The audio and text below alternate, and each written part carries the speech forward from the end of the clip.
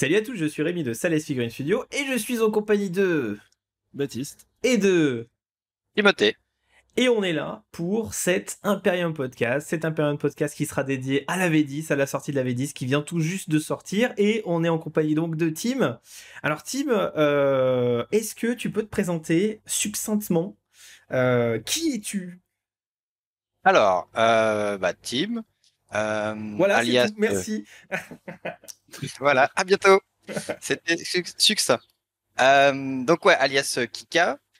Donc je fais partie de l'équipe Beer and Bolt.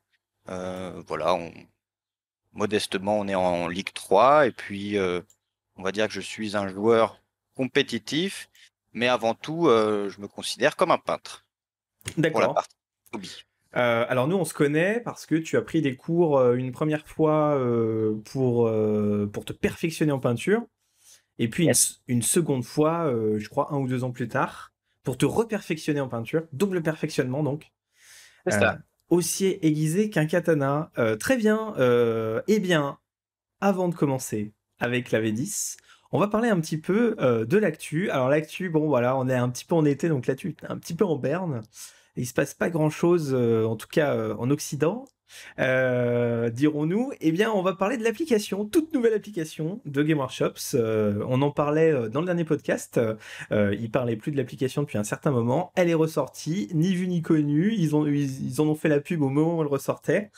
Et donc, on a maintenant une application type BattleScribe, entre guillemets, un petit peu mieux fait, pour cette V10, qui est téléchargeable pour le moment gratuitement. Messieurs, vos avis, Baptiste, dis-moi tout. Et bah du coup, franchement, au début, je m'attendais à un truc horrible. Je pensais qu'ils allaient faire vraiment un truc en dessous de BattleScribe. Et du coup, totalement obsolète, que personne ne voudrait. Et en fait, je suis agréablement surpris. Le truc, il est bien fait. Déjà, l'interface est jolie.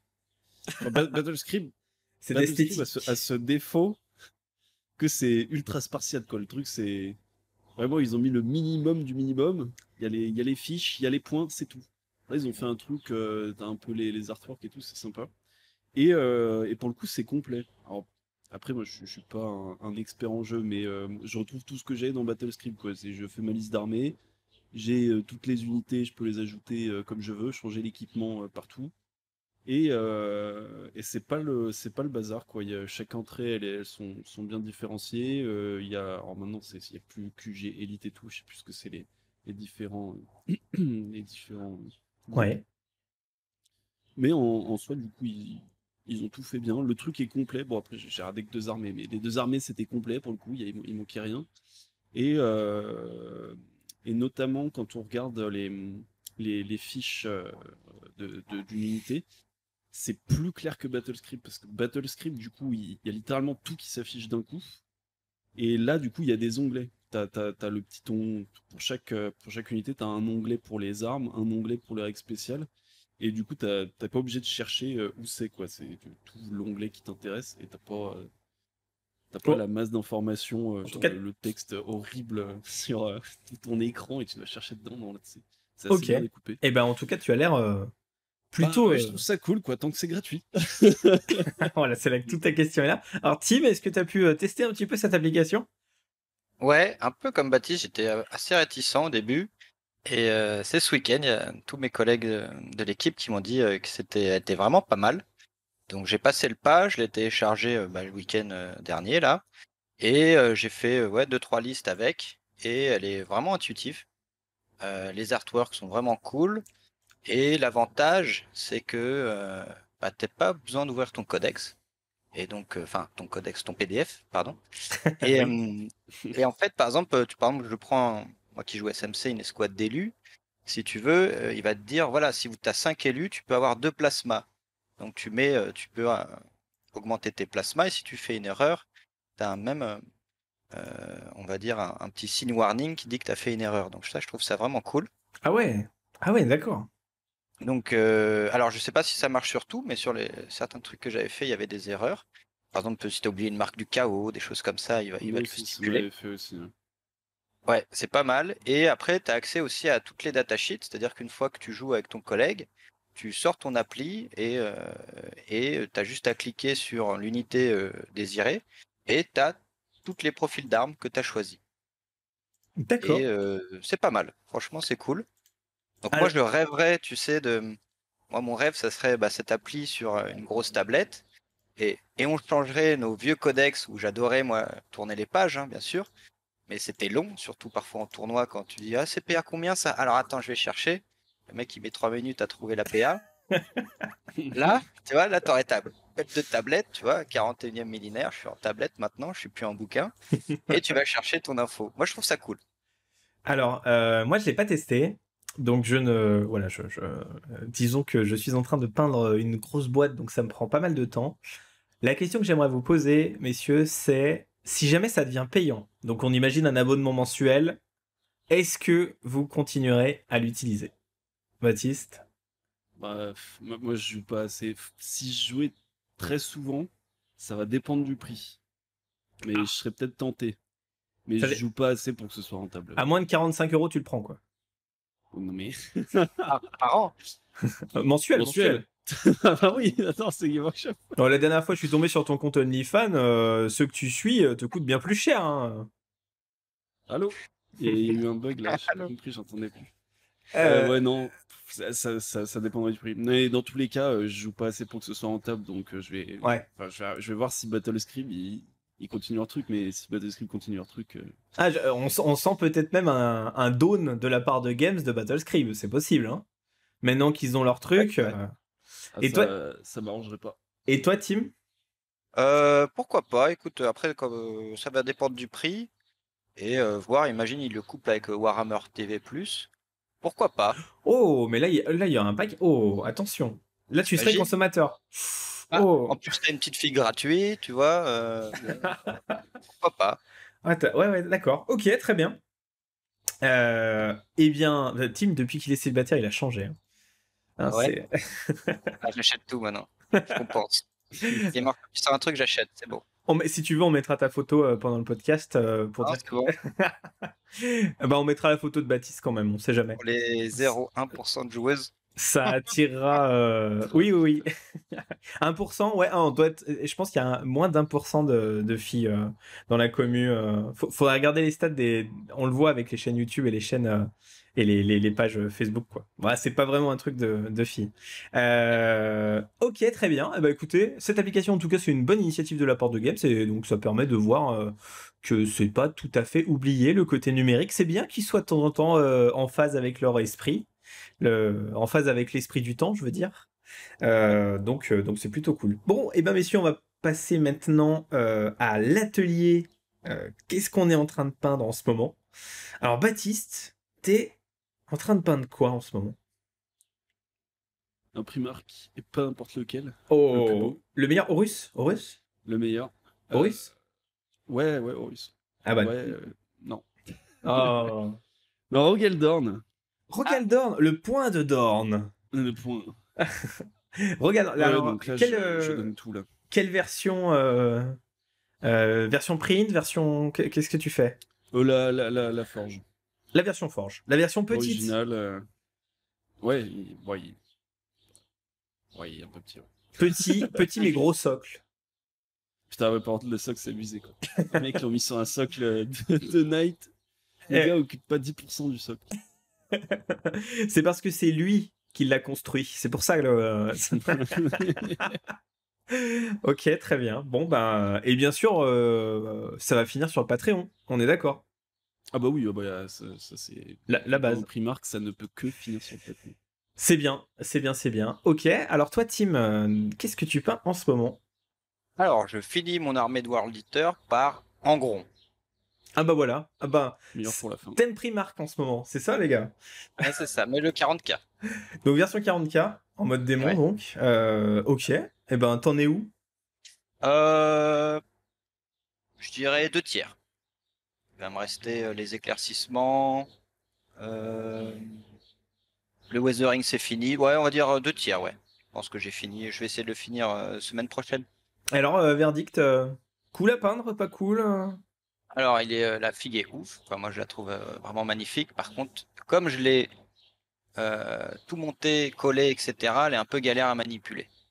Il y a vraiment des endroits où il faut y aller au bistouri, quoi. Ouais, d'accord. Mais, Ok. mais elle est cool, hein. Elle est vraiment belle. Enfin, là, je la regarde, là, elle me fait kiffer. Là. Je dors avec. Normal.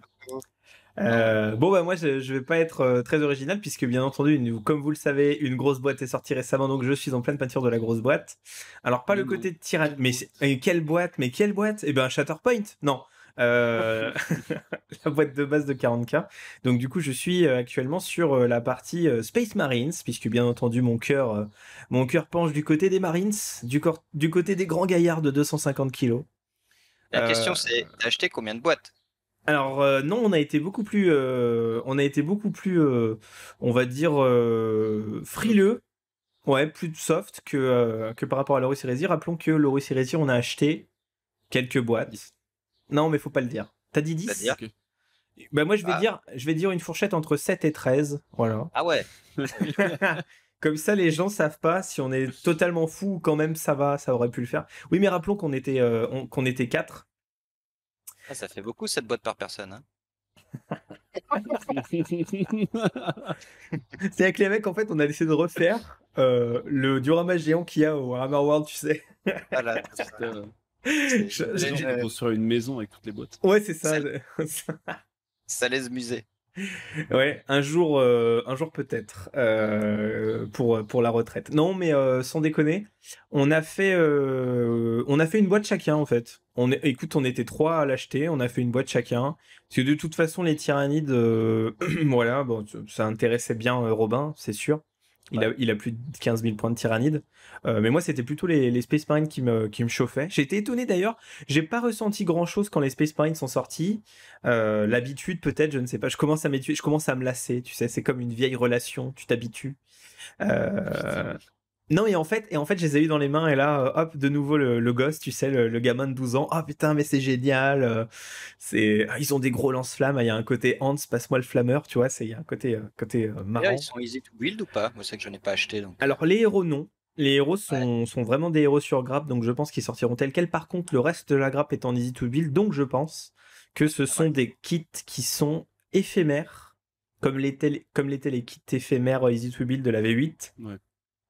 qui seront probablement proposés dans une future collection Hachette et qui vont sortir en kit classique incessamment et sous peu pour le codex Space Marine, qui, j'imagine, va ajouter les primaris d'assaut, tout ça, tout ça.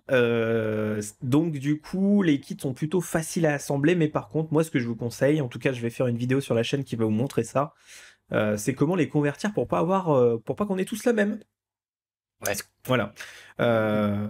Ouais. Phrase qu'il faut pas prendre en double sens. Hein. Mais donc du coup, les Space Marines, voilà, donc je suis en train de les peindre en Dark Angel et ça m'occupe pas mal. Bah, tu m'étonnes. Allez, maintenant on va passer au vrai sujet, c'est-à-dire, la V10. Tadadam.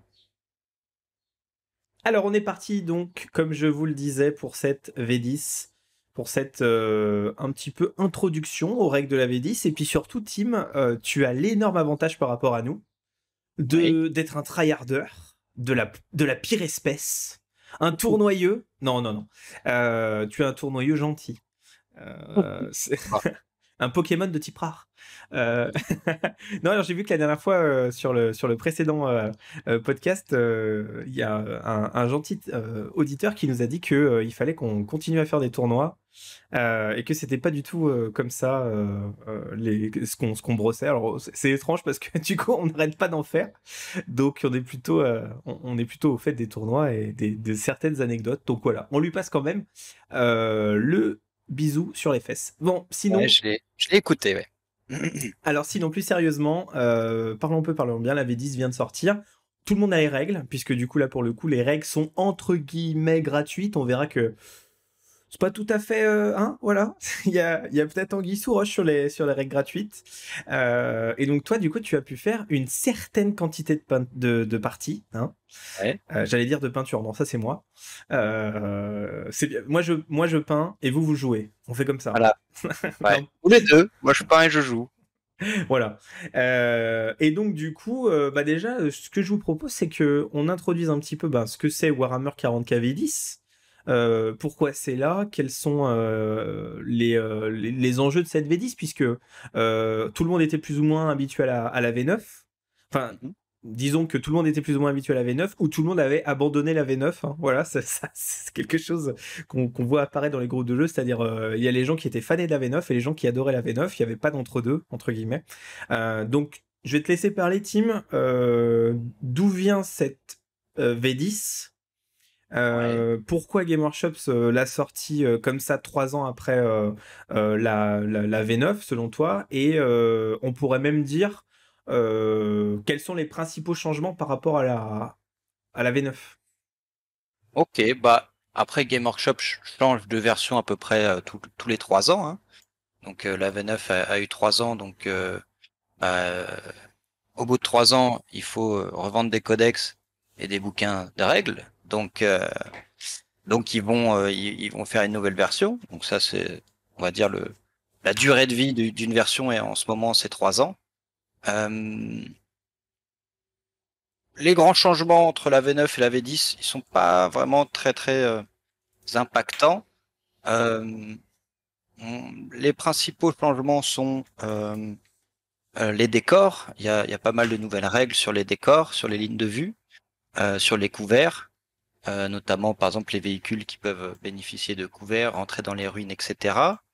Euh, on va avoir pas mal de changements sur toutes les phases de charge. On va avoir des changements aussi sur le fait qu'on puisse un peu plus jouer durant la phase adverse avec par exemple des tirs ou pouvoir se TP en fin de phase de mouvement avec des points de commandement. Euh, les gros changements majeurs aussi sont le fait de pouvoir mettre un personnage dans une escouade, voire deux, pour qu'il bénéficie de plusieurs bonus et de pouvoir les écranter. Et aussi sur le list building, c'est-à-dire que maintenant on n'a plus des archétypes, par exemple, à devoir un QG, 3 troupes minimum. Maintenant on peut faire un petit peu ce qu'on veut, bien sûr sous certaines conditions. Hein. On peut pas avoir plus de 3 fois la même datasheet ou deux fois le même personnage nommé, des choses comme ça. Mais voilà, les grands changements sont là. Ok. Mais entre nous, je trouve qu'il n'y a pas énormément de changements. Ouais, c'était la suite de ma question. Alors, déjà, avant de passer à la suite, est-ce que, Baptiste, tu voudrais ajouter un truc? Parce que toi, tu as lu les règles. T'as eu le livre de règles récemment. T'as potassé un petit peu les règles. Et toi, j'ai entendu dire que tu trouvais ça plutôt pas mal. Ouais, parce qu'en gros, donc, entre les lignes, on voyait que Games, le truc, c'était de faire un truc moins lourd que la V9. Donc, par lourd, j'entends le fait qu'il y ait à peu près 50 stratagèmes par armée. Et du coup, bah, c'était carrément injouable. Enfin, pour les casus, c'est littéralement ingérable d'avoir 50 stratagèmes. Disons que t'en retiens deux. Et après, tous les autres, tu sais pas ce qu'ils font. Et du coup, là-dessus, c'est le truc où je les attendais et je suis un peu déçu parce qu'au final, on a toujours la blinde de stratagèmes. Il y en a un peu moins, mais bon, au moins il y en a plus de génériques. Donc, vu que c'est commun à tous les joueurs, j'imagine qu'on les retiendra plus facilement. Après, à voir. Par contre, là où je suis assez content, et bon, c'est un truc que je pense doit être un des seuls à être content de ça, c'est que sur les différentes entrées, ils ont simplifié les équipements. Donc avant, les équipements, typiquement, moi qui joue KO, je sais pas, une unité d'élu, tu peux équiper ton élu avec un plasma, un fuseur, des griffes éclairs, un gantelet énergétique, un gantelet, je sais pas quoi. Et après, enfin, littéralement, chaque figurine avait ses propres règles, parce que enfin, ils avaient tous un équipement différent. Et là, de ce que j'ai vu, la plupart des unités maintenant, c'est assez unifié, quoi. Il y a plus trop Mais ça, c'est pas d'unités parce comme que ça c'est l'index? C'est pas parce que c'est l'index? Eh ben, j'espère que quand les codex sortent, ça reste comme ça. Enfin, moi personnellement, ça m'arrange. Après, je sais que la plupart des gens sont pas très chauds avec ça. Ils préfèrent avoir chaque figurine à son arme différente. Donc, Il y moi, a je trouve encore ça. un peu ça, hein, les histoires des élus. par exemple, tu prends une escouade d'élus, il y en a un, il peut avoir 2 pistolets plasma, un gantelet énergétique, l'autre, il peut avoir des griffes. Donc, il y a encore ça en SMC, hein. C'est Ah, encore moins quand assez. même. Bah, par exemple, les élus, maintenant, c'est quasiment tous, ils ont, je sais plus le nom, l'arme maudite ou je sais pas quoi. Ouais. Oui, de base, ouais, ils ont tous ça, mais après, tu peux les custom, hein. Ouais, mais ils ont moins de trucs, quoi. Il y a plus l'épée énergétique, il y a plus la hache énergétique, il y a plus Oui, la masse énergétique.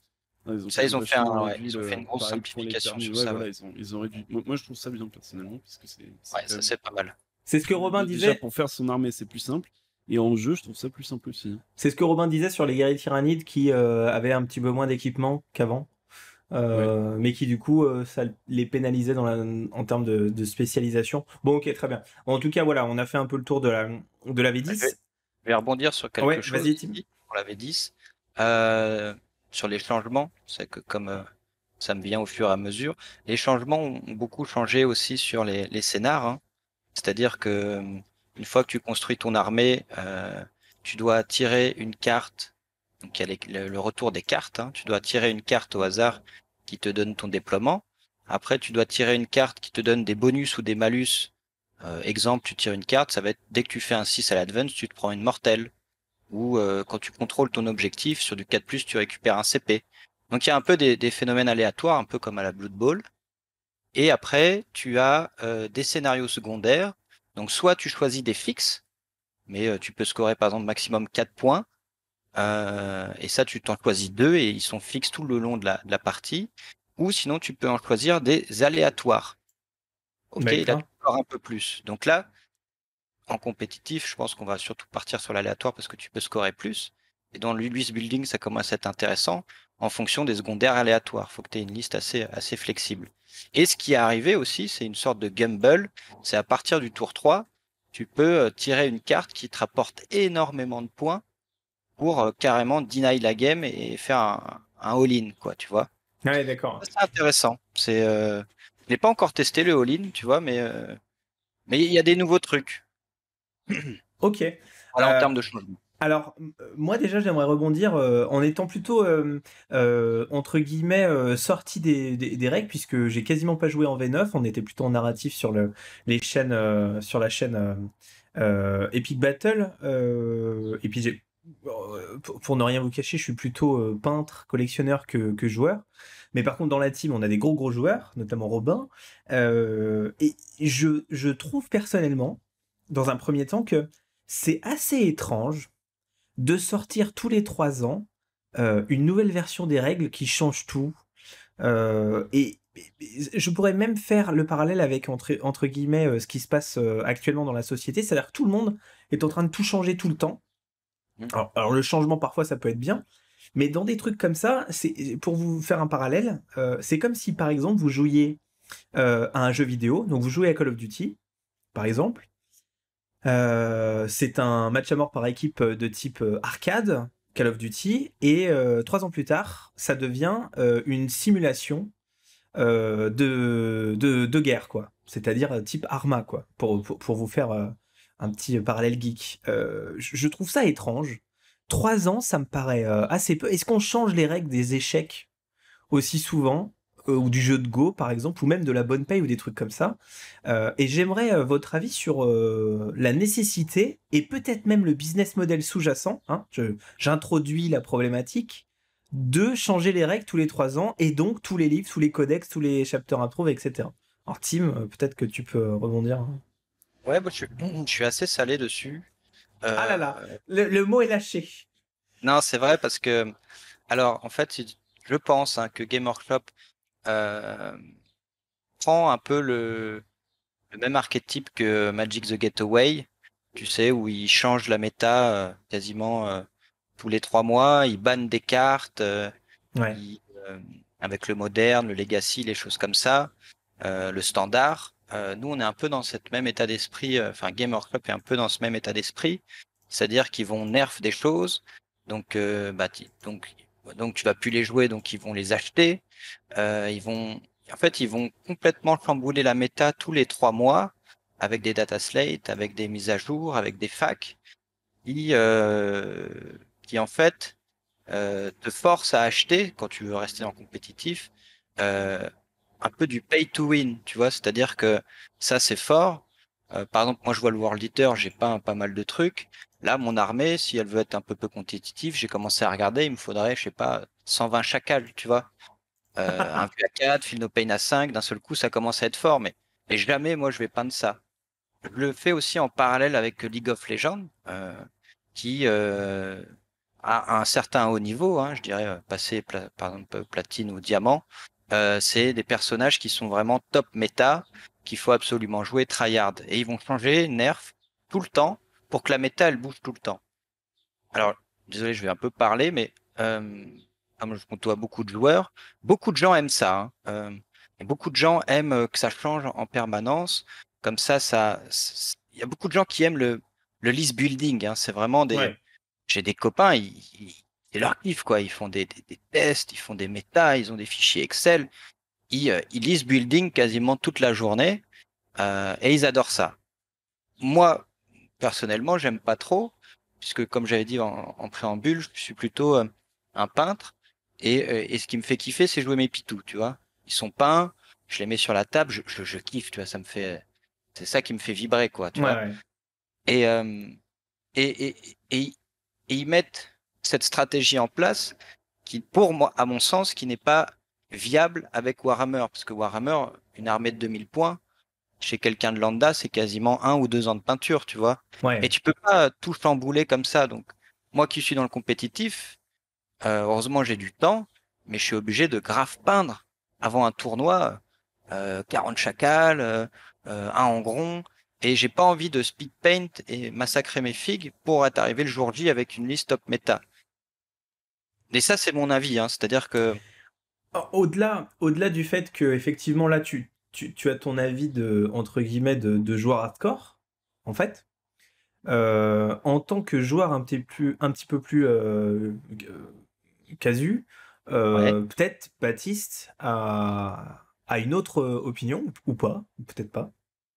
Et ben, du coup, là, moi, c'est pas étant une question de faut refaire l'armée ou quoi. Parce que moi, peu importe que les règles changent, l'armée, elle bougera pas. Hein. Genre, j'aurai quand même les mêmes figurines, parce que moi, personnellement, je m'en fous Le mec est têtu. de gagner ou de perdre. Ouais, non, mais tu vois, moi, je vais pas changer. Moi, Déjà le je mec suis joue pas dans Imperial l'optique Fist, donc il de perd changer. de Ouais, non, mais voilà. base. Et Deathguard, et Deathguard. c'est les pauvres. Mais en fait, là où c'est embêtant, c'est qu'en fait, moi, je fais une partie, et ça me saoule la partie suivante de devoir réapprendre les règles, quoi. Parce que ça a changé. Ouais, c'est Oui. C'est ça. juste insupportable. Bah là, ils Et partent un peu sur Age of tu Sigmar, comprends hein. rien, quoi. J'ai l'impression que là, c'est un peu la méta monstre, tu vois, véhicule. Et ils vont faire, je pense, j'ai pas trop joué avec Age of Sigmar, mais je sais qu'il y avait des monstres. Après, il y avait des sortes de, comment on appelle ça, d'événements. Je sais plus comment on dit le mot. Ouais. Tu sais, il y avait des événements monstres pendant 6 mois. Après, c'était des événements héros. Après, c'était, Ah ouais, et j'ai l'impression tu penses que ça Ah, part là-dessus. ça part là-dessus, je pense. Ouais, ça va partir sur une méta un peu monstre. Alors Là, tu c'est une méta carrément mortelle hein, aujourd'hui. Quand un Eldar peut te faire quasiment entre 30 et 60 mortels par tour, il y a nos matchs, tu vois. Mais il y a vraiment un. Là, en gros, en ce moment, c'est vraiment véhicule, gros véhicule et blessure mortelle, quoi, tu vois. Alors, j'en reviens à ta comparaison avec Magic, du coup, qui est je trouve, une bonne comparaison, puisque Ouais, tu disais que la méta changeait effectivement régulièrement à Magic. oui, Alors, je dirais oui, mais... et c'est une des f- cartes. Alors déjà, c'est des cartes, c'est-à-dire qu'en gros, tu passes pas 2 ans à peindre tes ouais, cartes. tu Voilà, passes c'est le deck ça. Et facilement. puis alors, surtout, là, ce qui est incroyable, c'est que en fait, les règles de Magic sont inchangées depuis quasiment 30 ans. Je veux dire. Oui, Donc là, on parle en fait simplement de nouveaux personnages, c'est-à-dire comme s'il y avait un nouveau codex qui arrivait tous les 6 mois dans Magic, qui chamboulait un petit peu la méta, forcément, vu qu'il y a il y a une nouvelle donne, mais c'est les mêmes règles. C'est-à-dire que le mec qui jouait, en gros, je schématise, hein, mais le mec qui jouait il y a 30 ans peut tout à fait rejouer un petit peu maintenant, simplement en relisant les cartes. Bon, il serait pas opti, mais il pourrait rejouer, quoi. effectivement, c'est vrai. Alors que Ouais. là, 40K, je veux dire, je savais bien jouer en V7, à peu près en V8. J'étais totalement perdu en V9 parce que j'avais pas lu, je m'étais pas intéressé, etc. Euh, Et là, si je veux m'y remettre, faut que je réapprenne encore. Donc j'avais commencé un petit peu à réapprendre la V9. Faut que je me réapprenne encore la V9. Franchement, déjà, pour les débutants, c'est totalement impensable. La plupart des débutants abandonnent parce que oh là là, c'est trop compliqué, etc. Pour info, le livre de règles, ceux qui l'ont déjà le savent, le nouveau livre de règles, il fait 120 pages. C'est-à-dire que le nouveau livre de règles fait 350 pages et il y a 120 pages de règles. Donc déjà, vous dites à n'importe quel débutant, bah déjà, faut que tu lises 120 pages de règles. Il y a un petit... Magic, ça fait pas 120 pages de règles. Hein. Ah non, non.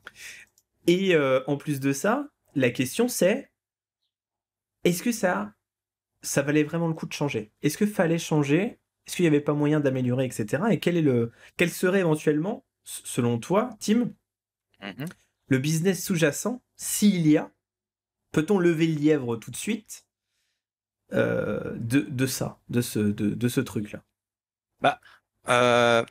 Tu vois, pendant le Covid, si j'avais investi 10 000 euros dans les actions Games, je pense que je serais très riche. Donc c'est que ça marche bien. C'est que ça marche très très bien leur business plan. Donc ils vont le continuer. Hein. Alors qu'est-ce que je sens qu'il y a encore une âme dans Games de passionnés, de fabricants de figurines, hein, même avant d'être un jeu. Oui, mais alors qu'est-ce que c'est le business plan selon toi là? C'est vendre des figurines ou c'est vendre autre chose? Alors aujourd'hui, c'est vendre de la figue. Je pense, parce que bien sûr, après, ils vont avoir avec Amazon, peut-être Eisenhorn en série, je ne sais pas, ou autre. Mais est-ce que c'est pas vendre des codex plutôt?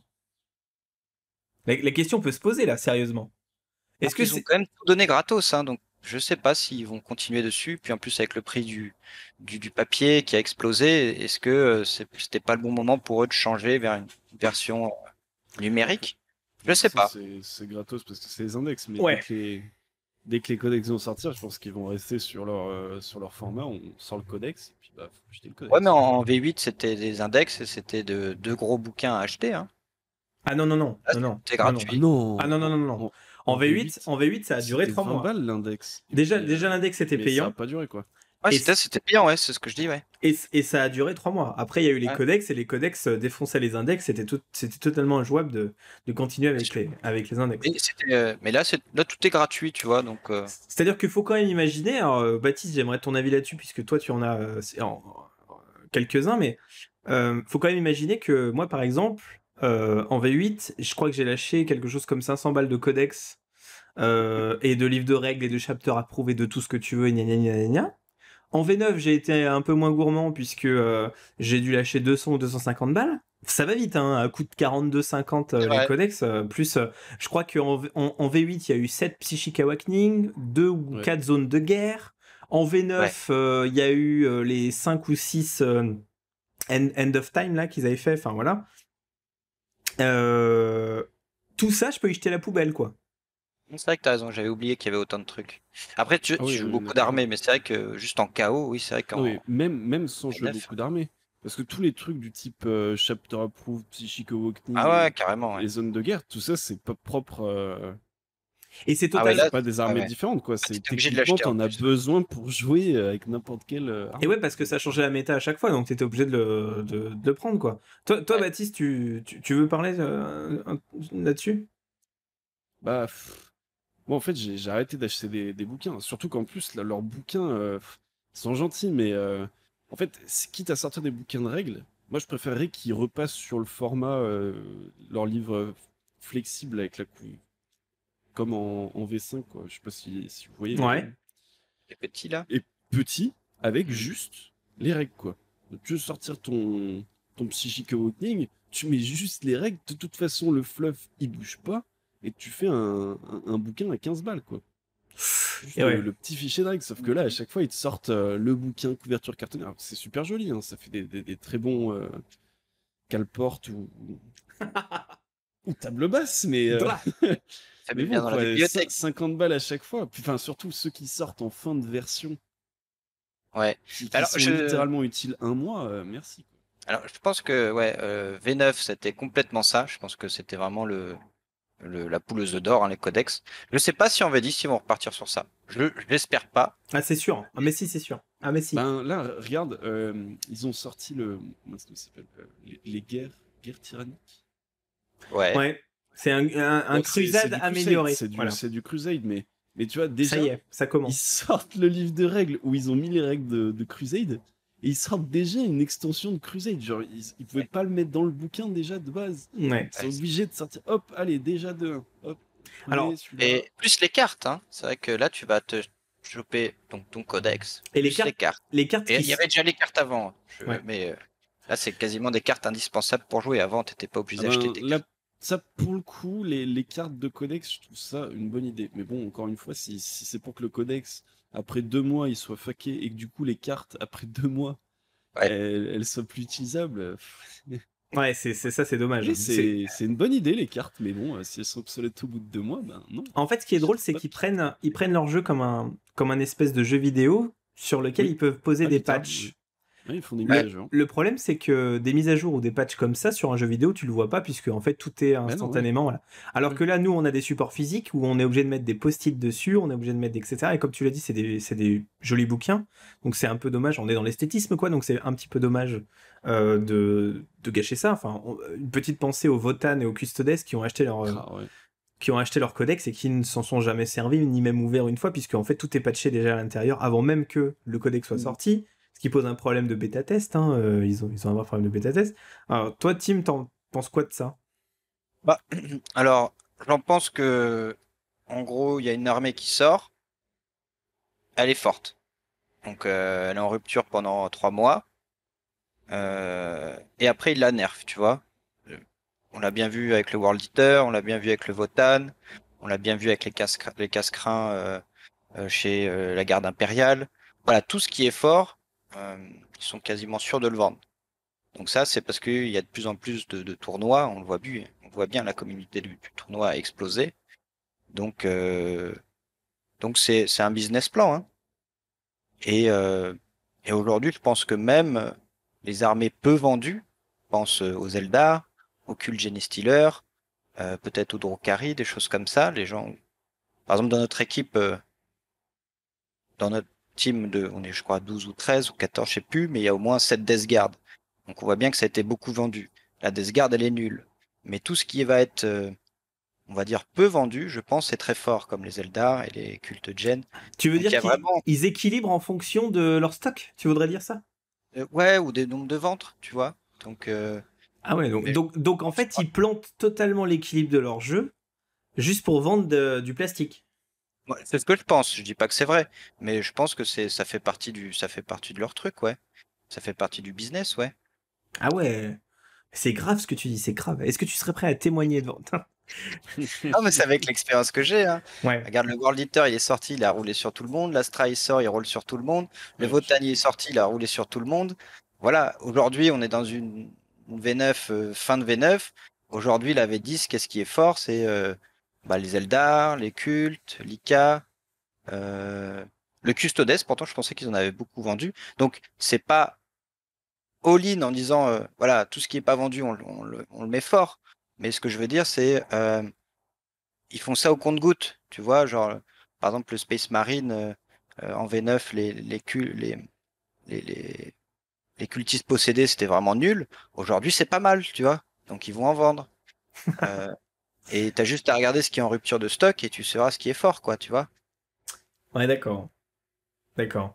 Alors, moi, j'aimerais revenir sur un autre sujet, qui sont les règles, entre guillemets, méta, faire vraiment le cœur du jeu, et le vieillissement, on pourrait appeler ça comme ça, le vieillissement du système Game Workshop, c'est-à-dire du système Warhammer. En gros, c'est plus ou moins, enfin, je veux dire, honnêtement, ceux qui ont joué à d'autres jeux, c'est plus ou moins le même jeu depuis la V3, hein, je veux dire. Et puis ils commencent à tourner en boucle, hein. Tu Voilà, vois que là, ils sont revenus sur les persos qui rentrent dans les unités. voilà. Leur changement, c'est simplement reprendre les idées d'avant qu'ils avaient Ouais, dans le c'est bouquin. ça. Alors que on a des systèmes qui sont très intéressants et qui existent maintenant depuis quand même plusieurs années, voire quasiment 10 ans, enfin plus de 10 ans même, et qui ont fait la renommée de différents jeux, c'est-à-dire le système alterné. Le système alterné, rappelons-le, a deux avantages. Le premier avantage, c'est que ça fait un jeu qui est beaucoup plus dynamique, puisque chaque joueur va jouer une unité à la fois. donc pas tout son armée d'un coup, mais une unité à la fois, exactement comme aux échecs. Hein. Et le deuxième avantage, c'est que du coup, l'adversaire ne subit pas les 45 minutes ou 1 heure de tour de son adversaire, où en fait, il voit simplement ses figurines se faire enlever sans qu'il puisse faire grand-chose. Donc l'alterné, c'est vraiment une mécanique qui peut sembler en fait nouvelle, fraîche. Star Wars Légion, Bolt Action, Saga, qui en fait existe depuis très longtemps, quoi. Hashtag le jeu de Go, par exemple. Toi, Baptiste, qu'est-ce que tu penses de tout ça? Alors, je pense que, enfin, on aura probablement jamais de jeu en alternatif avec Games, parce qu'en fait, je pense tout simplement parce que là, ça ferait vraiment un gros changement. Parce qu'en fait, il y en a. Bah, moi, avant, c'était mon cas, hein. J'ai touché à Star Wars Légion très récemment, et jusque-là, j'avais jamais fait de jeu en alterné. Et du coup, est-ce que les.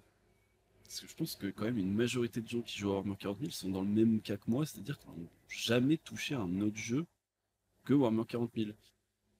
Et est-ce que ça ferait pas fuir les gens de vraiment totalement changer le jeu? Parce que là, pour le coup, là, les versions, elles se ressemblent toutes. Si là, on pose sur du jeu alterné, c'est plus le même jeu, quoi. Et Un est-ce gros qu'ils auraient risque, pas c'est ça que tu veux dire. Ouais, est-ce qu'ils auraient pas un peu peur qu'ils perdent tout d'un coup? Je sais pas. Mais du coup, ça fait qu'on se retrouve avec des versions qui sont les mêmes, quasiment, Ah quasiment bah, rien qui change, quoi. ouais, Mais bah bon, c'est... bah, ça fait du coup le même jeu où, moi personnellement, ça commence à me gaver un peu hein, de faire des parties de 4 heures où pendant 2 heures, je fais littéralement rien, quoi. Je regarde un mec, je t'ai cédé, puis de temps en temps, il me dit, tiens, faut que tu jettes ça. D'accord. Je vais Tu jeter as ça. 30 Je sauvegardes. sais pas Merci. pourquoi, mais je les jette. Merci. Ah ouais, non. Ah moi, mes dernières vraies parties que j'ai faites, c'est je décroche quoi. Il y a des moments où littéralement le mec en face de moi me dit faut que tu fasses 3 sauvegardes, j'ai 3 sauvegardes. Et le mec est obligé de me dire c'est cela, faut que t'enlèves. Ah ok. Parce que je sais même pas où on en est, parce que ça fait littéralement 45 minutes que je fais rien. Et bon bah je suis perdu quoi. Ouais, ouais. Et c'est un peu lourd.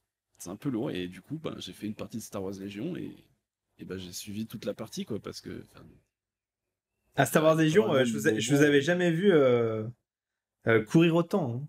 En fait, tu fais des trucs, quoi. Tu fais des trucs. Tu fais des trucs. Mhm. Tu fais des trucs en permanence. Alors toi, Donc tu suis la partie. Tim, t'en penses quoi, toi? Ah bah moi c'était un de mes rêves hein, pour la V10. Surtout qu'ils avaient un peu spoilé en disant Un qu'on allait faire rêve, quelque chose. carrément. Bah ouais, parce que même avant avec mon pote, on se disait, ah imagine, en alterné, ça pourrait être ouf. T'es infanterie, bah t'as le droit à une action, mais comme t'es infanterie, t'as une action, c'est double move, par exemple. Après, l'autre, il active, il refait, bah il tire. Après, c'est à moi, j'avance. Et je sais pas, les Spaceman, ils pourraient avoir un truc comme, bah ils peuvent avancer et tirer.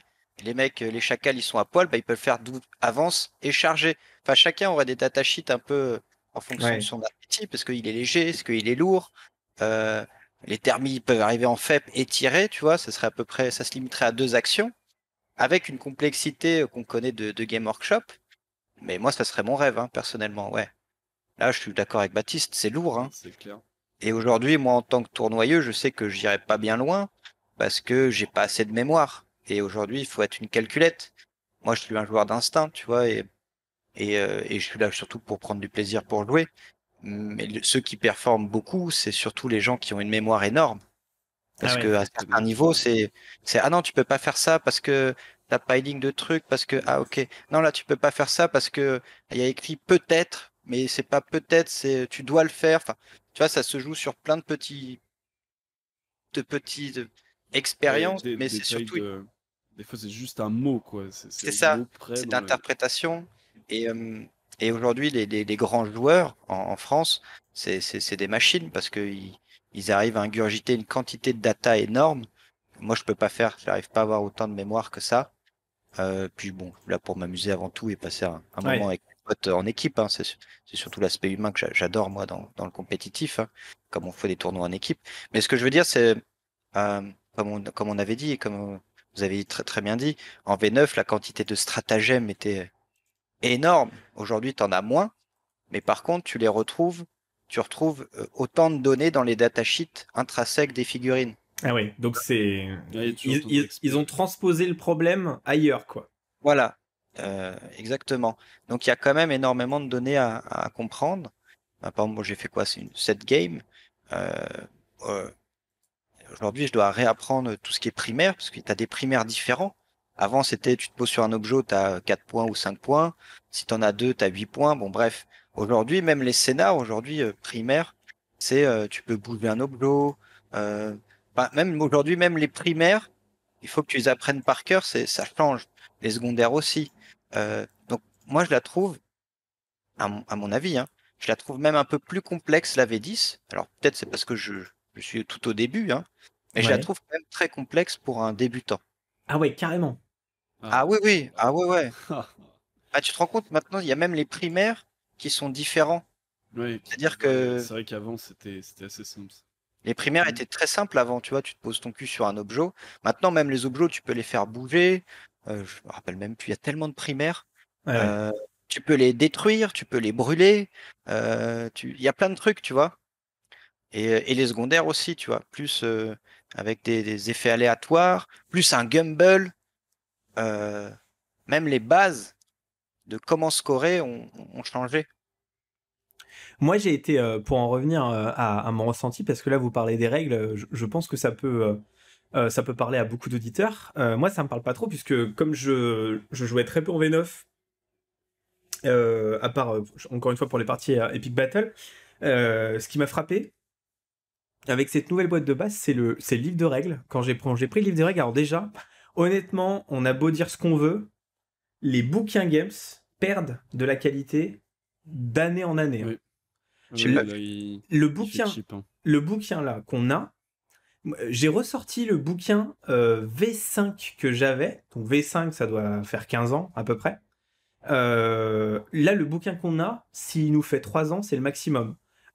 Le mien se décolle déjà un petit peu. Donc la Ouais, ouais, colle les doit pages elles être vont se détacher. la C'est colle peur. est de mauvaise qualité. Le papier glacé est vraiment le papier glacé le plus bas possible que vous pouvez trouver à Vistaprint, hein. Pour ceux qui ont déjà fait des cartes de visite à Vistaprint, c'est exactement le problème. La totalité du fluff reste inchangée, où il y a une ou deux pages qui changent. Bon, ça c'est pour expliquer aux nouveaux. Honnêtement, moi, Game Workshop me fait un peu de la peine parce que les débutants, s'il y a un truc, il s'est passé un truc chez Game Workshop, c'est que en gros, pendant le Covid, tout le monde se faisait chier, et donc du coup tout le monde, je schématise, hein, bien sûr, tout le monde se faisait chier, et donc tout le monde s'est mis à peindre. On l'a vu avec l'explosion des chaînes YouTube, hein, on a vu avec French Wargame, avec Creative Wargame, c'est ce qu'on disait tout à l'heure en aparté. On a quand même des chaînes qui ont 20 000, 30 000, 40 000, 50 000 abonnés et qui maintenant font 10 000 vues. Ça veut dire que les gens sont partis, hein.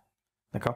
Donc déjà, on a un pic de joueurs qui est arrivé pendant le Covid, ce qui est bien normal, et un pic de peintres, hein, c'est pareil. Et on a une hémorragie depuis un an, je dirais, avec énormément de gens qui sont pas restés, simplement qui sont repartis à la vie qu'ils avaient avant.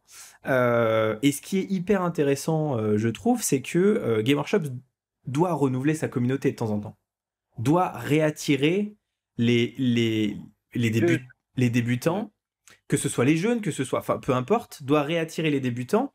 Alors, on parlera. Je voudrais parler du woke après. On va se fâcher, mais on va parler du woke après. Mais il faut qu'ils réattirent leur. Alors, ils ont essayé avec Hachette. Ils ont essayé avec Hachette Collection. C'est vrai que c'était des armées qui coûtaient pas trop cher. Ça te donnait un petit pied. Au final, je crois que j'ai l'impression que ça n'a pas vraiment marché, puisque en fait, c'est plutôt les vétérans qui ont acheté Hachette pour se faire des armées pas chères. Donc, ça les a. Je suis pas sûr que ça a bien marché. Là, je me mets à la place d'un débutant qui arrive, qui se dit putain, ouais, j'adore les Tyrannides, j'adore les Space Marines, je vais acheter la boîte. Le mec prend la boîte, il ouvre, déjà il prend le livre de règles 350 pages, il ouvre les règles hyper compliquées, 120 pages de règles, un bordel pas possible. En plus, il faut qu'il chope des PDF sur internet. Toutes les règles ne sont pas dans la boîte de base, il n'y a pas les dés, il n'y a pas les règles, etc. Enfin, Mhm. franchement, Shatterpoint.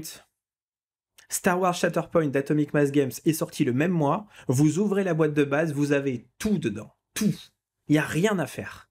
Et les règles font, je crois, 35 pages. Enfin, je veux dire, ils sont totalement décorrélés de la réalité.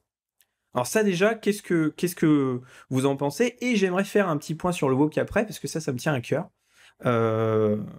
Baptiste, qu'est-ce que tu penses de ça? Et j'avais pas fait gaffe, mais parce que du coup, moi, je m'en fous. Mais effectivement, il n'y a pas les réglettes et pas les dés. C'est vrai que t'as deux mecs qui disent on va se mettre à avoir 40 000. Ils achètent leur boîte. Bon, bah, ils peuvent pas jouer. Ah ouais, c'est. Ouais. Il n'y a Effectivement. pas les réglettes, Alors, il n'y a pas de dés, d'accord. Je savais pas. Ouais. Ouais, non, effectivement, j'avais pas tilté moi quand j'ai ouvert la boîte parce qu'effectivement, je m'en fous d'avoir des réglettes et des dés, hein, j'en ai l'appel maintenant. Mais effectivement, c'était débutant. Ok. Alors si le pansement qu'ils ont essayé de mettre là-dessus, c'est que ils ont sorti les règles pour chacune des boîtes de patrouille. Donc maintenant, tu peux, en achetant la boîte de patrouille de n'importe quelle armée, jouer la boîte de patrouille. Ça te fait une armée avec des règles SP. Mais bon, Oui. Alors bah, c'est ce que rappelons, tu disais tout à l'heure, hein, il faut quand même se taper 120 pages de règles, truc infâme. Pour rebondir sur ça, ouais. ils ont fait un petit document sur Warhammer Community dans Download et Warhammer 40 000. Tu as le Quick Start Guide qui fait 4 pages. Donc voilà, il n'y a pas les scénars.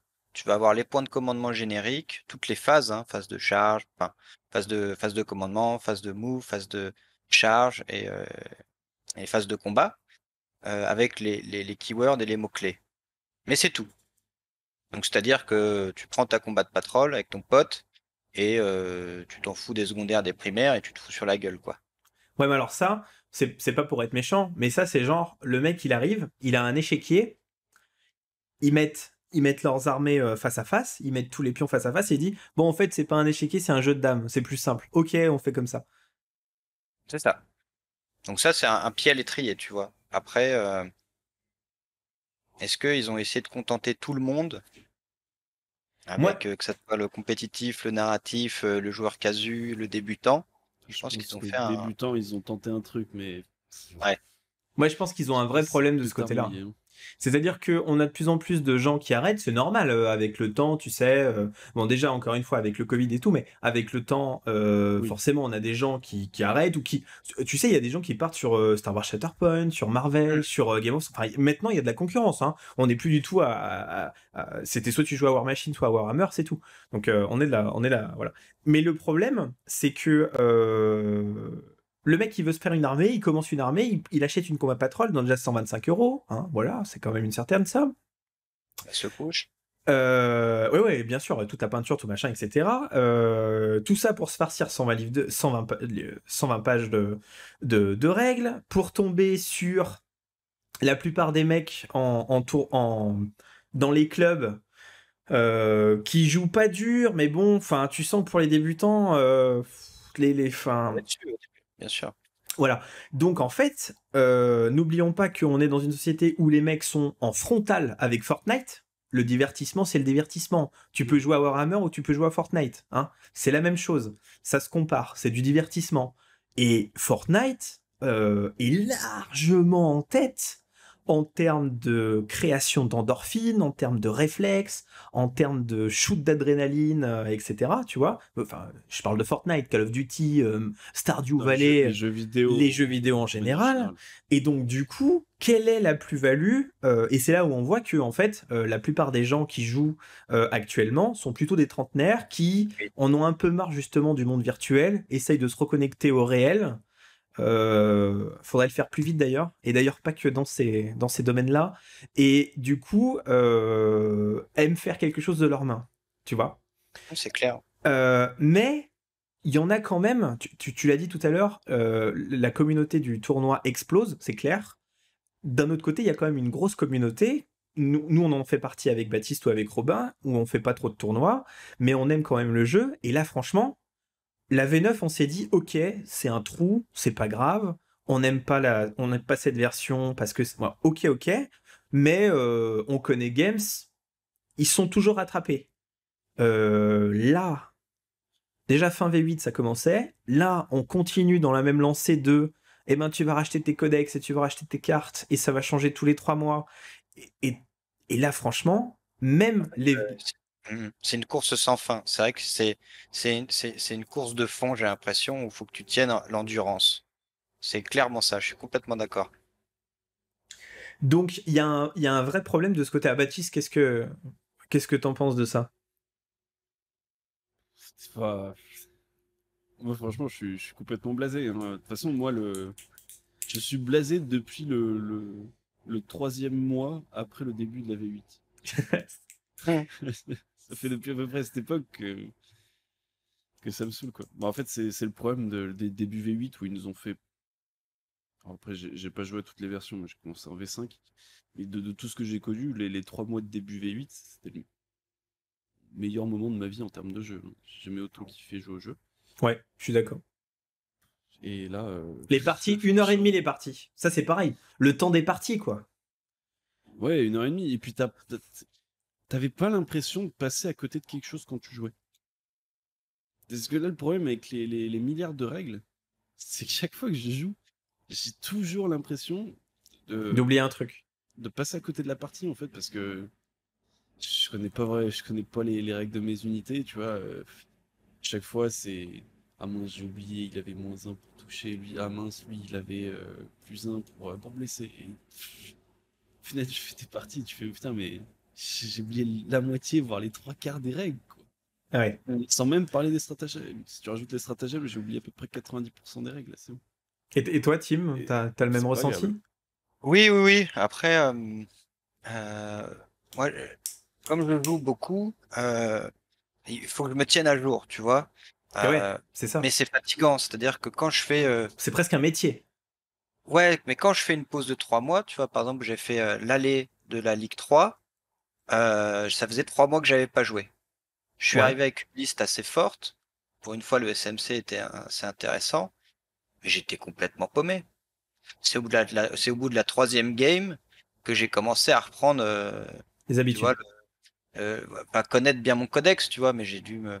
Mais oui, oui, par exemple là, bah, l'L3, j'avais dit à mes coéquipiers que j'avais pas le temps, parce qu'il y a le boulot, il y a tout.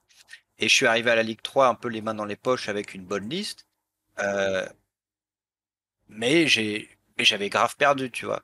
Mais c'est un petit peu comme League of Legends, hein. Si tu joues pas, t'es pas bon, quoi.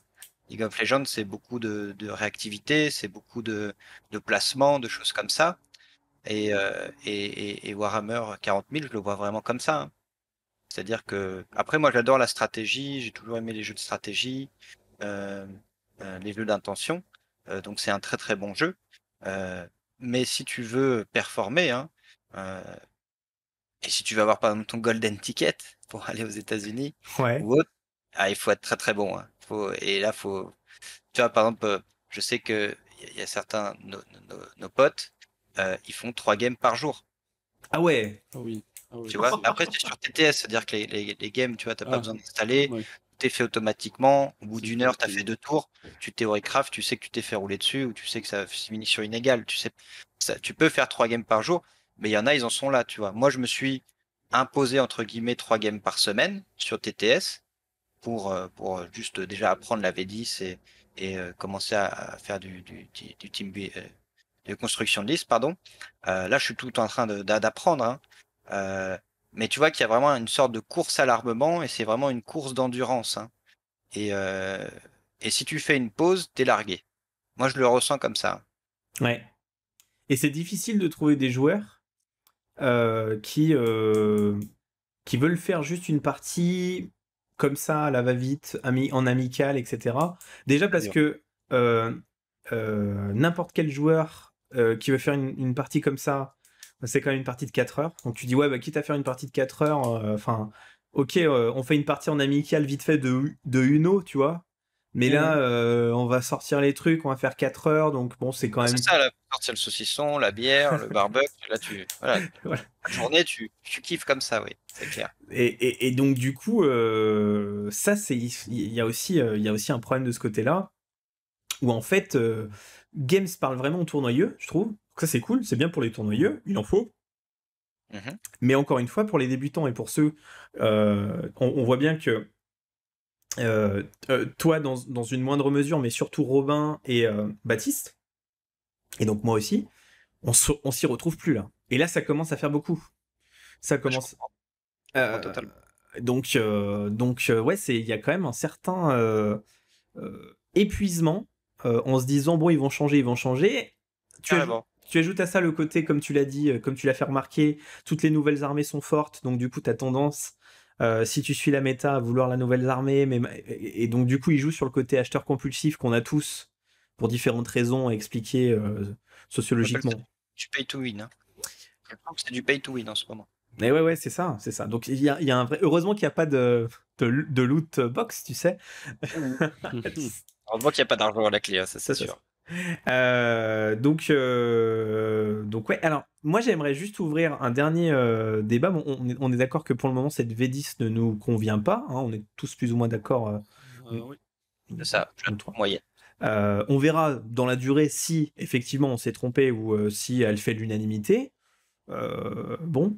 D'ailleurs, soit dit en passant, petit aparté, on voit que Games multiplie les jeux à côté et les développe quand même sérieusement. Enfin, je veux dire, les sorties de l'Horus Heresy prouvent que c'est quand même un jeu majeur pour Games, mais il y a aussi des sorties très régulières pour Necromunda, pour Kill Team, Warhammer Old World qui arrive, etc. Donc on sent quand même qu'ils mettent pas tous leurs œufs dans le même panier. Hein. Donc ça, c'est quand même une stratégie en disant peut-être qu'on sent qu'il y a un problème et que si jamais ça baisse un coup d'un côté, on peut rattraper de l'autre. Enfin, bon, voilà.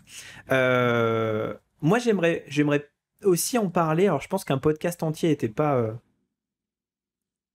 nécessaire pour ça, mais je voudrais parler du woke. Alors, en ce moment, c'est un peu in de parler du woke parce que, en gros, tout le monde en a marre. Voilà. Donc, on rappelle très brièvement ce que c'est la woke culture. La woke culture, c'est un courant qui vient des États-Unis, qui est en fait une déconstruction historique de différentes choses. C'est une idéologie qui est néfaste. Hein. Enfin, je veux dire, là, la plupart des gens sont d'accord là-dessus.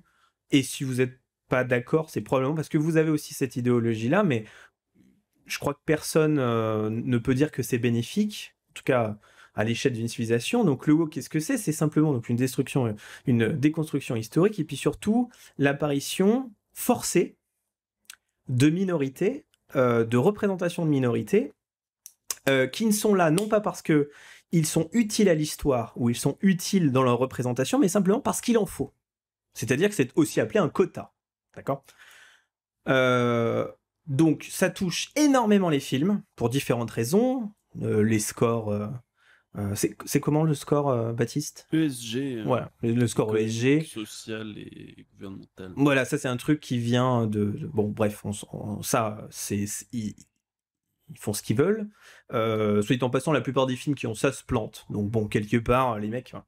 Mais ça commence à toucher Warhammer.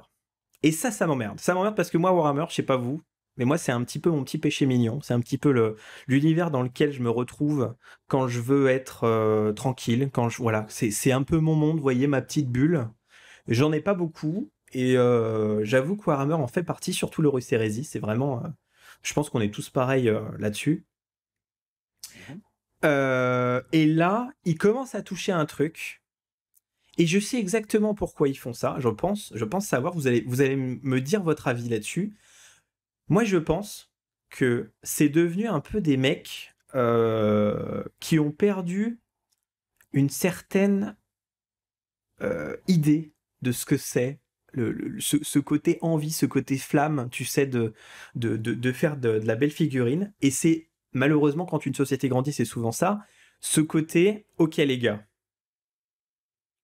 il y a 53%, enfin, il y a même 57% de femmes dans l'Occident, 43% d'hommes. Notre marché, il y a 95% d'hommes qui achètent nos figurines. Ça veut dire que il faut qu'on arrive à toucher les 57% de femmes. Parce que, non pas qu'elles le méritent, qu'elles veulent rentrer dedans, etc. Non, c'est parce que simplement, elles ont un pouvoir d'achat et qu'on veut capter ce pouvoir d'achat. Et en faisant ça, en fait, ils sont en train de dénaturer, je trouve, notre univers, qui est très particulier, nous sommes d'accord. C'est un truc un peu particulier. Alors, est-ce que vous l'avez senti tout comme moi? Je donnerai des exemples après, mais est-ce que vous avez déjà senti le truc venir ou pas, Baptiste? Ah ouais, bah là, suffit de regarder les couvertures des derniers bouquins qui sont sortis. Chaque fois, c'est le personnage principal, c'est quasiment tout le temps une fille déjà. Ouais. Alors bon, enfin, on traitera de ce qu'on veut, mais le roman où le personnage principal dans l'univers de Warhammer est une fille, ça m'intéresse vraiment pas, quoi. On expliquera Enfin, plus tard pourquoi c'est... Parce que ça s'explique, hein. On n'est pas du tout misogyne, etc. ah Voilà. oui, non, Ouais, ouais. bah, c'est des mecs, quoi. Et bon, les livres, à la limite, je m'en tape. Tant que ça touche pas les livres de Horus Heresy, à vrai dire. Ah, ouais, mais si, justement, ça devrait arriver. Mais enfin, c'est ça le problème. Bon, après, normalement, il n'y en a plus trop de livres de Horus Ah, on Heresy. n'est pas à l'abri, on n'est pas à l'abri.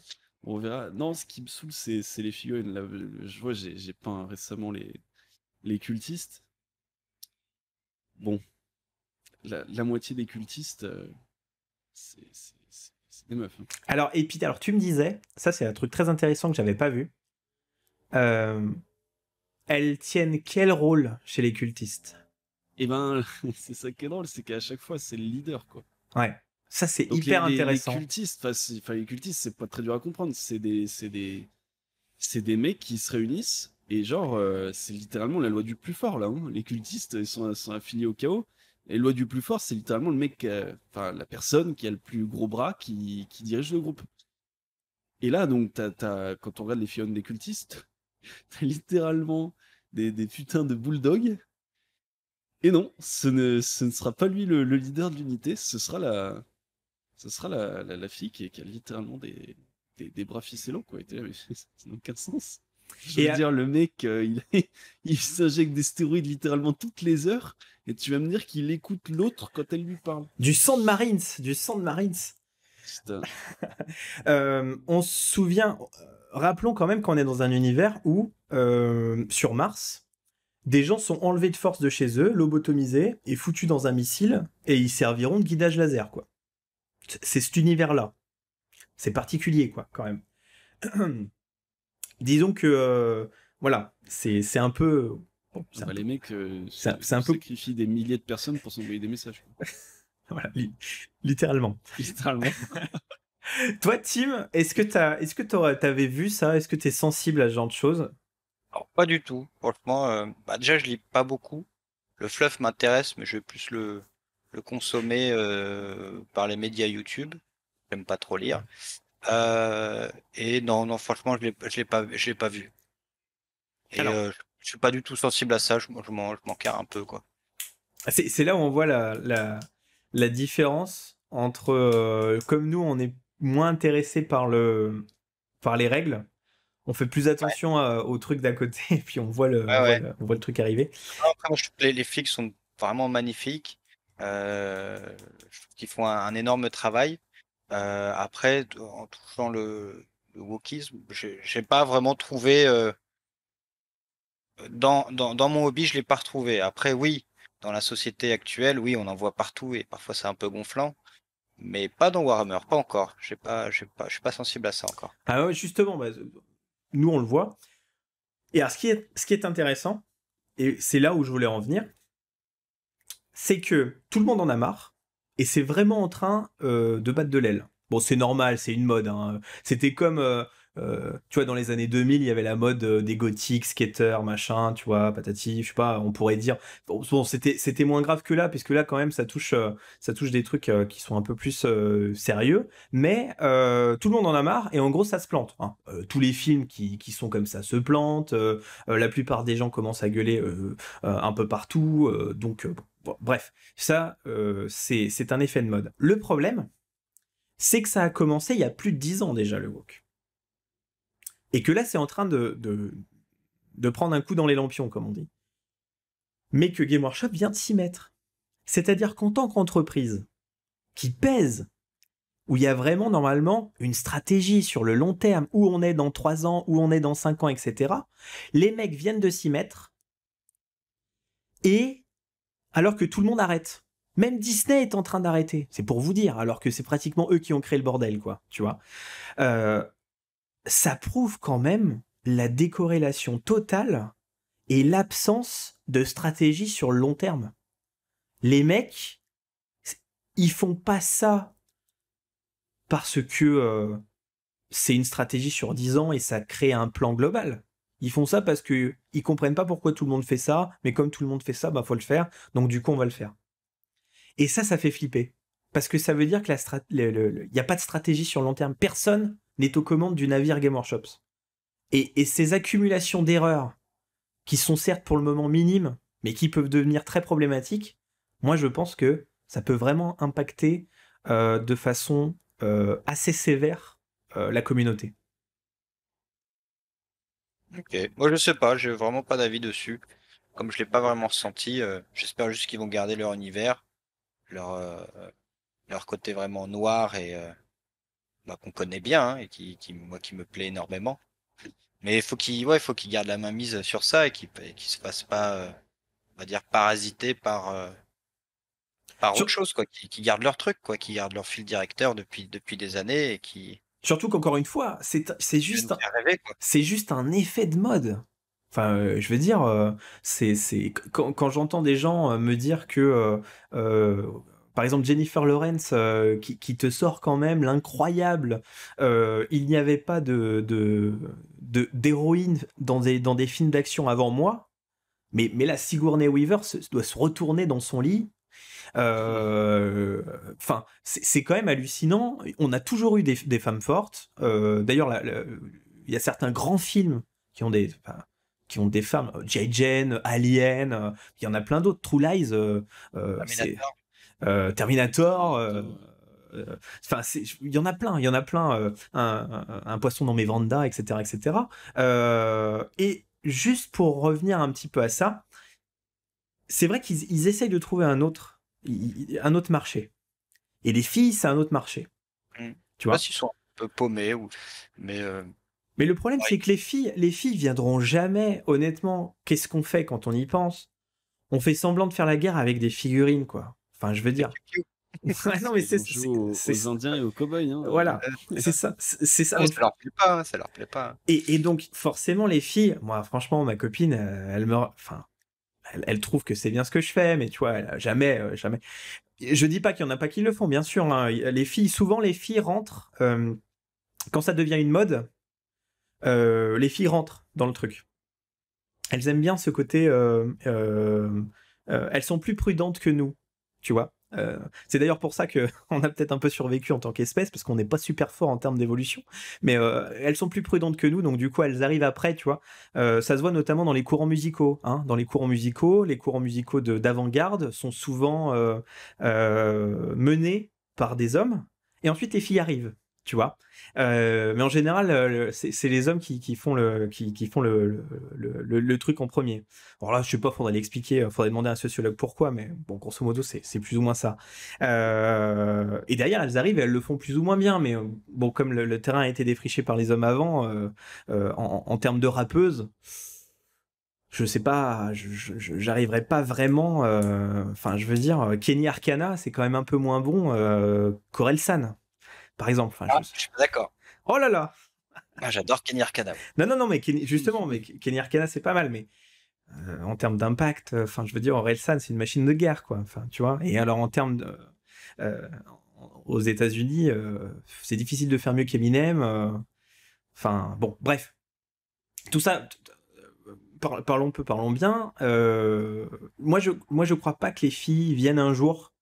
Et si elles viennent, elles viendront sûrement pour le côté esthétique de la figurine, c'est-à-dire la peinture. Ouais. Mais je les vois pas trop. Ça va être difficile quand même d'en voir beaucoup plus. Ça se voit dans les stats. Hein, tout le monde le sait, tout le monde le dit. French Wargame l'avait dit. Je crois qu'il a moins de 5% de filles. Enfin, moi, quand je fais de la pub pour mon Facebook, j'enlève systématiquement les filles. Ça sert à rien. C'est de l'argent foutu en l'air. Donc, je vois pas pourquoi Game Workshop s'embête. Pour avoir ne serait-ce que 5% des filles qui peut-être qui iront un jour peindre un truc, etc. Et le problème, c'est qu'en faisant ça, en parlant comme ça à ce public-là qui n'est pas réceptif, c'est exactement quand vous allez voir Captain Marvel au cinéma. Vous Moi, j'ai voyez... un avis un peu différent dessus, c'est-à-dire que je pense que je suis d'accord avec toi, tu peux appâter la communauté féminine par le côté peinture. Je pense que le côté aussi lore peut être intéressant.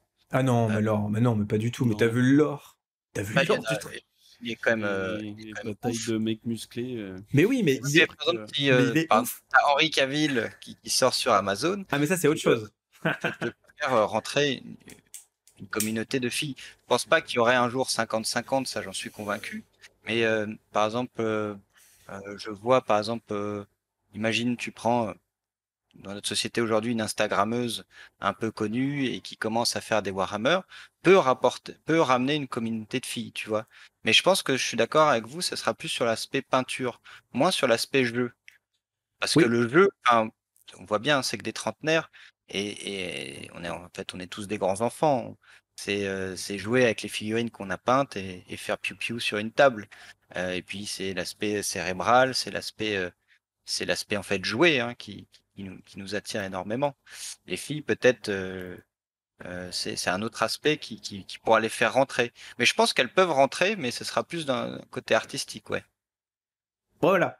Exactement, côté artistique. Alors, je pense que c'est un mauvais exemple le côté Instagrammeuse parce que si une Instagrammeuse ferait ça, il y en a qui le font déjà. Hein. Il y en a qui le font déjà. D'ailleurs, c'est un peu triste. Honnêtement, vous allez sur Instagram, vous tapez Warhammer Girl. Ouais, Alors, c'est pas le nom d'une fille, c'est que vous avez simplement les filles qui font du Warhammer. je vais Vous, taper. vous regardez les photos et là, c'est triste. Là, c'est triste. Là, il y a. Enfin, je lance un appel aux filles. Si vous voulez qu'on vous respecte, faites pas ça. Faites pas ça. C'est hyper triste. Et en plus, vous faites détester par les mecs. Vous faites détester par les filles. Vous perdez le respect de toute la communauté. Et les seuls gens qui vont vous suivre, ça va être des gens qui vont aussi payer pour votre OnlyFans. Donc, faites pas ça. Arrêtez. Oh, non, je suis pas aussi dithyrambique que ça. Parce que t'as, par exemple, Elle est très je vite. sais pas, Craftworld, c'est un couple. Moi, je les suis énormément. Je les suis pour leur peinture, hein, pas pour leur Carrément. bac. Et elle Ah fait oui, pas. oui, Et du coup, oui, elle fait pas ça. Et du Je coup, sais plus comment la ça fille fait pas s'appelle, ça. Non, mais avec sérieusement, Ataya, là. Il y en a certains qui sont vraiment excellentes, quoi. ouais, ouais, carrément la russe. Ouais, ouais. Ah oui, non, mais c'est Mais sûr. du coup, Julie Wera, on parle pas d'elle. On parle pas d'elle. On parle de cas très spécifiques qui montrent leurs figurines et autre chose. Et Ah oui, tu je vois vois. ce que tu veux dire. bah voilà. Oui, oui, bah, C'est bon. Non, mais voilà. c'est-à-dire que moi j'ai Instagram, bon, je monte pas ma tête dessus, mais si je montais une paire de boobs, je pense que je multiplierais par 10 mon nombre d'abonnés, ça c'est sûr. Non.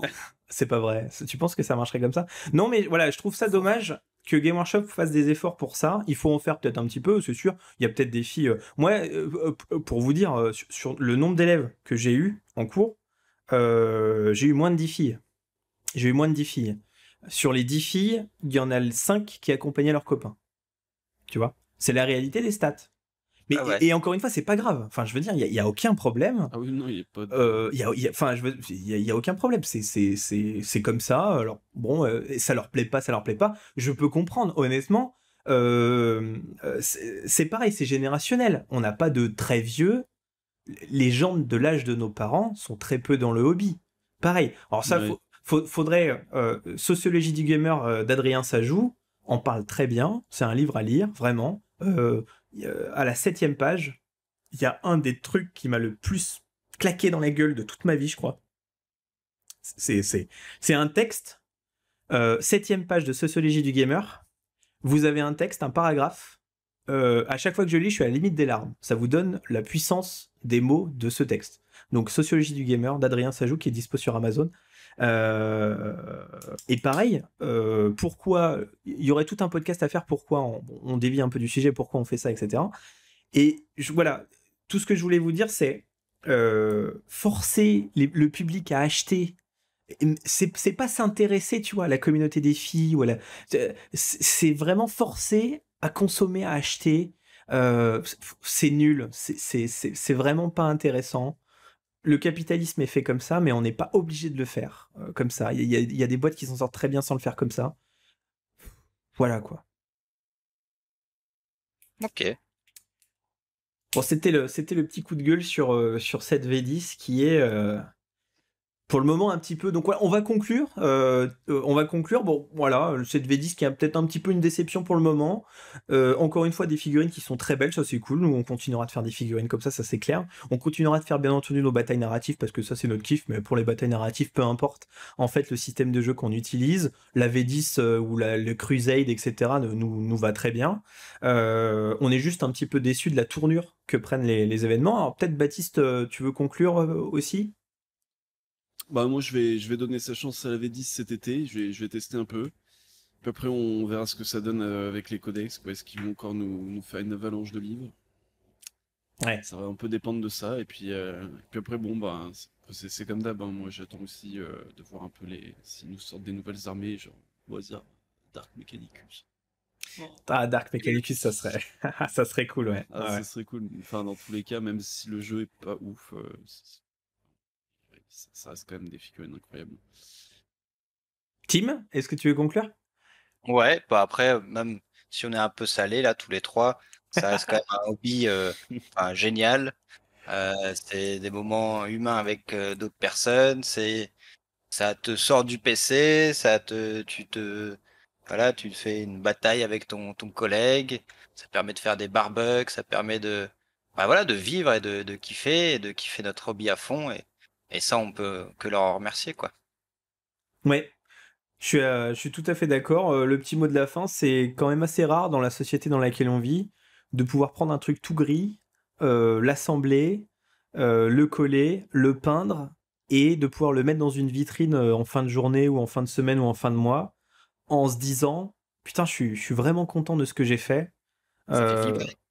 ouais, voilà, je pense que l'humain est vraiment fait pour ça, hein. Il y a vraiment un côté, il y a vraiment un côté création, esthétisme à l'intérieur et malgré la mauvaise passe qui est en train de traverser Game Workshops, certes, les résultats financiers sont très bons, etc. On s'en fout, mais la mauvaise passe, on va dire méta, qu'ils sont en train de traverser, on peut que leur remercier de nous Ouais. procurer ça, même si c'est plus les seuls à nous le procurer, hein, contrairement à il y a 10 ans. Euh, on peut les remercier de ça et on peut leur faire confiance. Ils se sont retrouvés mal plusieurs fois. Ils se sont relevés à chaque fois. Il y a pas de raison que ça continue pas. Et là, pour adoucir un petit peu le propos, la V10 ne nous convient peut-être pas, mais l'Horus Heresy est incroyable. Necromunda est incroyable. On aime beaucoup la gamme de figurines Seigneur des Anneaux, même si elle date un peu, c'est un peu notre Madeleine de Proust. Donc il y a quand même de quoi faire, franchement. On attend de voir Warhammer All World qui va peut-être sortir. Les figurines de Kill Team sont super. Ils annoncent même, alors là, le scoop les gars, je vous l'annonce, ils annoncent même peut-être le retour de Epic 40K, c'est-à-dire les armées de masse en tout petit à l'échelle La Titanicus. miniature parmi la miniature. La miniature parmi la miniature, on peut que les remercier de ça, honnêtement. Et le petit mot de la fin, ils essayent vraiment de s'introduire en tant que culture geek sérieuse, que ce soit dans les jeux vidéo, dans les séries peut-être avec Kevin, etc. Et ça nous fait quand même passer pour un peu moins... c'est un hobby un peu moins ubuesque. Ouais, on passe un peu pour des cons. Voilà, c'est ça. Même si bon, en fait, ça va. Ça va. Franchement, moi quand je me présente, je dis, je suis peintre. Tu vois, non, non, mais tu le dis pas. Tu le dis. Il y a toujours quelqu'un dans le fond pour dire 200 tons. C'est bon. Donc, en tout cas, voilà. En fait, on a été salé pendant 1 heure, mais adoucissons le propos. On est hyper content d'avoir ce genre de figurine. On est hyper content d'avoir tout ça. Et donc, voilà. Mais c'était juste pour vous dire ça. Eh ben les gars, je crois on va s'arrêter là. Qu'est-ce qu'on peut dire à nos auditeurs? On peut dire que s'ils ont aimé ce podcast et s'ils ont aimé tout le temps qu'il nous faut pour le monter, l'uploader, etc., eh ben, ils peuvent nous soutenir sur le Tipeee de la chaîne. N'hésitez pas aussi à liker, à partager cette vidéo et à nous dire ce que vous avez pensé de ce qu'on a dit. Si on a dit des grosses conneries, c'est grave possible. Sachez qu'on n'est pas du tout professionnel dans la connerie et qu'on assume totalement pas du tout ce qu'on dit. Donc n'hésitez pas à nous le dire en commentaire. On vous répondra peut-être si on a le temps et si on le voit. Non, mais en général, on répond à Baptiste. Ah bah oui, bien sûr. Non, mais j'aimerais bien avoir l'avis de la communauté sur cette V10. Et s'il y a que moi qui fais une fixation sur le wok. Non, mais c'est possible aussi. Hein. Non, mais parce que j'en ai. Fallait que ça sorte. Non, mais parce que j'en ai marre. Là, les films, les séries, tout, j'en ai marre. J'arrive à un point de saturation. Donc, s'il vous plaît, ne touchez pas l'Horus Hérésie. Laissez Garbiel Loken tel qu'il est. Il est très bien comme ça. S'il vous plaît. Et donc, du coup, tout ça pour vous dire que voilà, ce podcast est fini et on vous remercie de votre écoute. N'oubliez pas de vous abonner, de commenter et de partager cette vidéo. À plus. Bientôt. Salut. À plus.